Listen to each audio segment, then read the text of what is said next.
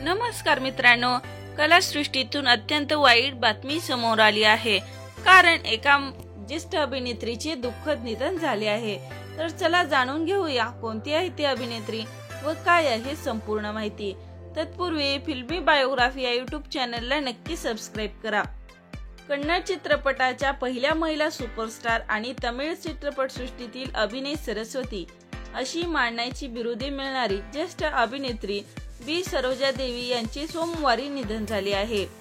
मिळालेल्या माहितीनुसार त्या वयाच्या 87व्या वर्षी त्यांनी अखेरचा श्वास घेतला। बंगळुरूमधील मल्लेराम येथील राहत्या घरी वृद्धापकाळाशी संबंधित आजारामुळे त्यांचे निधन झाले आहे। त्यांच्या निधनाने कन्नड आणि तमिळ चित्रपटसृष्टीवर मोठी शोककळा पसरली आहे। बी सरोजा देवी यांना तमिळमध्ये प्रेमाने कन्नड पोपट असे म्हणून संबोधले जायचे। त्याने 1955 मध्ये वयाच्या 17व्या वर्षी महाकवी कालिदास या कन्नड चित्रपटातून अभिनयाला सुरुवात केली होती। या भूमिकेसाठी त्यांना राष्ट्रीय पुरस्कार सुद्धा मिळालेला होता।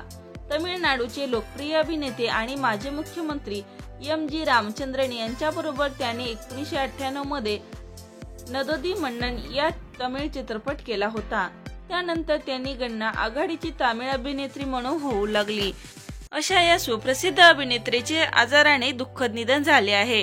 तर मित्रांनो, बी सरोजा देवी या सुप्रसिद्ध अभिनेत्रीला आपल्या चॅनल कडून भावपूर्ण श्रद्धांजली।